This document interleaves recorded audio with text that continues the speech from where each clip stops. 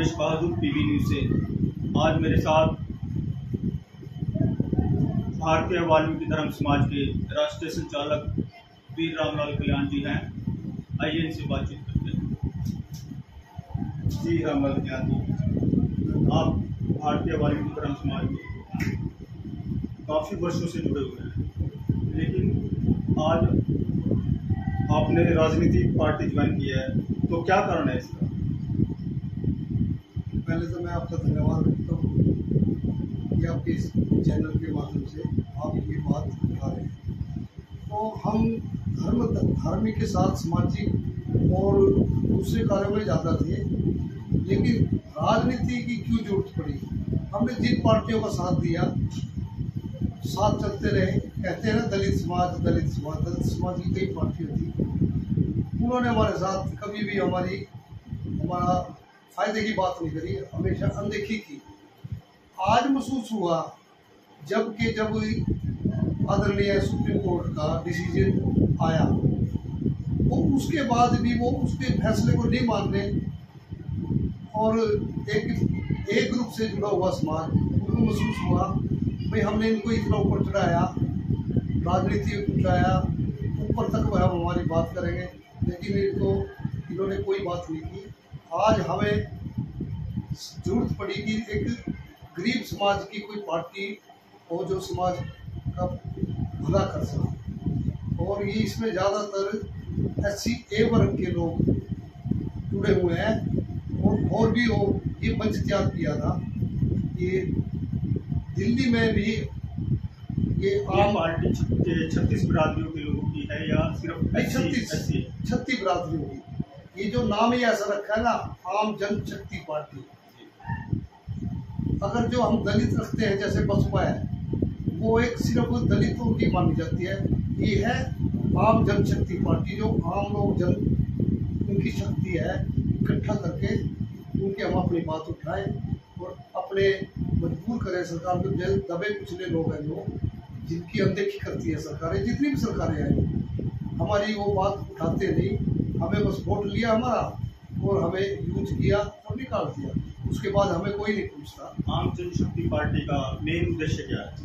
उनका यही भ्रष्टाचार मिटाना, गरीबों की आवाज़ सुनाना, और ये जितनी भी पार्टियाँ बढ़ती हैं, ये ऊपरले अमीरों लोगों की बात करते हैं, गरीबों की कोई बात नहीं करती। बढ़ने के बाद अब सबका यही है, जैसे हरियाणा में कई पार्टियाँ थी, उनका विलय करके किसी में आम जनशक्ति पार्टी के साथ काम करें। ये भारतीय लेवल, राष्ट्रीय लेवल की पार्टी है, उसमें हमने एक मंच पे आकर ये निर्णय लिया भाई पूरे राष्ट्र लेवल का एक संगठन होना चाहिए राजनीति से। क्या आगामी विधानसभा चुनाव में आम जनशक्ति पार्टी क्या 90 की सीटों पर, विधानसभा सीटों पर इलेक्शन लड़ने की सूचना? ये अब 2 महीने समझो रह गए, वैसे तो 1.25 महीने ही है।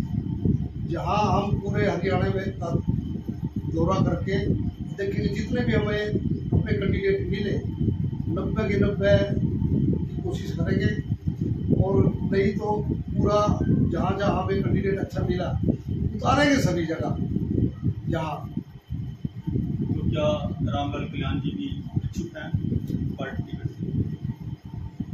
नहीं, इतना तो नहीं। वैसे तो इच्छुक तो मेरे को भी पहले MP की टिकट भी मिली, वो मैंने नहीं। हमें सामाजिक और धार्मिक से, लेकिन सामाजिक बस सत्संग की टिकट मिली, उसमें भी खर्चा ज़्यादा बताया गया। जब हमें देखा इसमें स्वार्थ है, हमने स्वार्थ की राजनीति नहीं करी। हमने कहा हम समाज को क्या देंगे, सामाजिक की क्या बातें हैं, एम्प्लॉइज हैं। किसी ने भी अपने मैनिफेस्टो में जो डाल देते हैं घोषणा पत्र में, हम ये करेंगे वो करेंगे। किसी ने भी कच्चे सफाई कर्मचारी को पक्का नहीं किया। हमारे गरीब तबके के लोग 6-6 हज़ार में, 8-8 हज़ार में काम कर रहे हैं। सुबह 6 बजे आते हैं, शाम को 7-8 बजे घर जाते हैं, लेकिन वही 8-7 हज़ार। तो उनकी आवाज़ किसी ने नहीं उठाई। वो बेचारे वहीं के वही हैं। ठेका प्रथा की बात करते हैं, हम खत्म करेंगे, लेकिन वो भी नहीं करते, किसी पार्टी ने भी नहीं की। जब तक हम अपने लोगों को नहीं आके लाएंगे, जब तक बात नहीं बढ़ती। इसी उद्देश्य को लेके हमने ये निर्णय लिया भाई हम अपनी बात करें, अपने लोगों को इकट्ठा करें और अपनी शक्ति का प्रदर्शन करके अपनी बात मनवाएं। भारतीय जनता पार्टी में पीछे काम कर रही है, तो क्या कुछ करें? नहीं, ये हमने भी साथ दिया, इनका दे भी रहे थे, लेकिन क्यों जरूरत पड़ी? इन्होंने भी हाथी के दांत खाने के और दिखाने के और वो बातें की। अब ये कहते हैं हमने संविधान की बात नहीं करी, संविधान ही बदल दिया।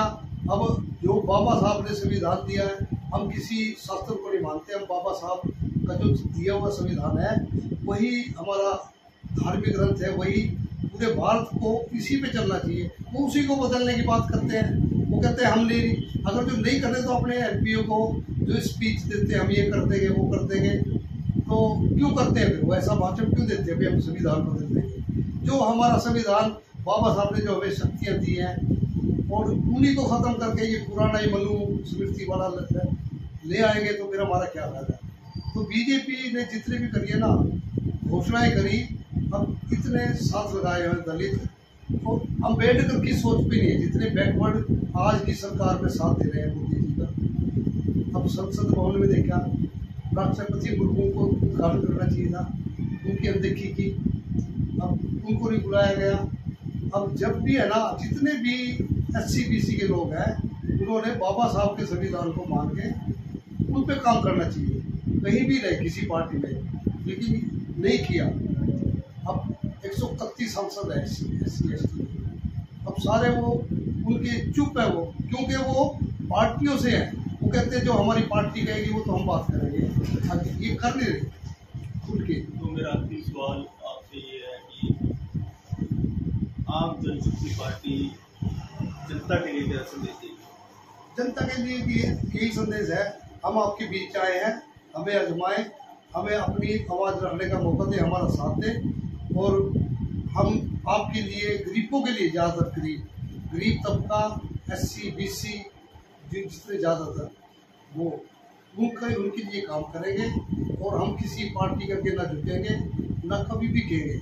हमने अपनी पार्टी, अब मेरे को भी कई बार ऑफर आया हम आपको ये बढ़ाते, अगर जो हमारा स्वार्थ होता आज भी हम गाड़ी में घूमते फिरते, और इसी करके हमने अलग से अपनी बात क्यों, हम जब हम बात करते हैं वाल्मीकि को इतनी टिकट दो, उनको दो टिकट तो दे देते हैं, लेकिन बढ़ने के बाद मंत्री MLA बढ़ गए, वो अपनी बात समाज की नहीं रख पाते, वो पार्टी के अधीन हो जाते हैं, वो पार्टी से डरते हैं, वो कहते हैं जी हमें जैसे आदेश मिलेगा वो, तो क्या फ़ायदा हमें खरग जिनका 17 रिजर्व सीट है और इतनी बोल नहीं पाते। अब भी कह रहे थे कि वो टिकट दे, उनसे मांग करो, उनको भाई मांग करने का तो जो भी फायदा है जो समाज के लिए काम करे। इसी उद्देश्य से हमने इस आम जनशक्ति पार्टी का गठन हरियाणा में किया है, और उनका हम जो ये प्रचार प्रसार शुरू हमने कर ही दिया है ज़्यादातर, और हम 90 की 90 सीटों पर अपना प्रचार प्रसार करेंगे और इस पार्टी को मजबूत करेंगे। तो ये थे रामलाल कल्याण जी, भारतीय वाल्मीकि जन समाज के राष्ट्रीय संचालक, जिन्होंने अपनी बेबाकी से अपने सवाल को